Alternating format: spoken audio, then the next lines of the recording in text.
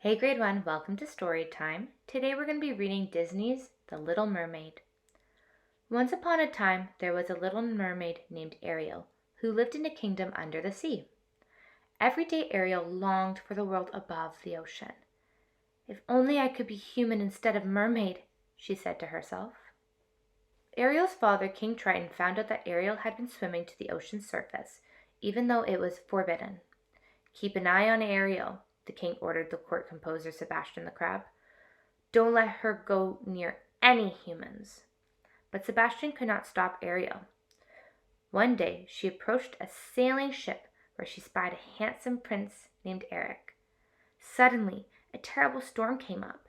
Ariel saw Prince Eric fall overboard. I've got to save him, cried Ariel. She found the prince and pulled him to safety. Before Eric awoke, Ariel sang to him. She thought he was the most wonderful human she'd ever seen. Long after Ariel returned to the sea, Eric could hear her beautiful voice in his dreams. King Triton found out that Ariel had disobeyed him once again. I told you to stay away from the humans, he shouted. But Daddy, I love him, Ariel cried. She had to see Prince Eric again. Later that day, Ariel went to Ursula, the evil sea witch. Ursula promised to turn Ariel into a human, for a price. You must give me your voice, Ursula commanded. And if your prince doesn't kiss you in 3 days, you're mine. Ariel agreed to give Ursula her voice. Within seconds, she had human legs and could no longer swim. Sebastian and Flounder had helped her to shore. When the prince found Ariel, he didn't know who she was. Can't you speak? He asked. Then let me help you. I'll take you to the palace.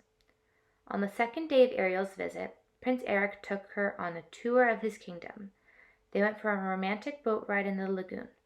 But before Eric could kiss her, Ursula's nasty eels overturned the boat. Ursula knew she needed to take matters into her own tentacles, so she changed herself into a beautiful girl named Vanessa. Ariel's voice was tucked safely inside a shell around Vanessa's neck. As soon as Eric heard the voice, he became hypnotized. He agreed to marry Vanessa that very day aboard his wedding ship. Ariel's friend Scuttle, the seagull, discovered Ursula's trick. He had led an army of birds and sea creatures to the ship, hoping to stop the wedding. In the struggle, Vanessa's necklace shattered. Instantly, Eric awoke from his spell and Ariel got her voice back. Now she could finally tell Eric who she really was. But just then, the sun set and Ariel was turned back into a mermaid. The sea witch grabbed her and dived overboard. Eric followed them into sea.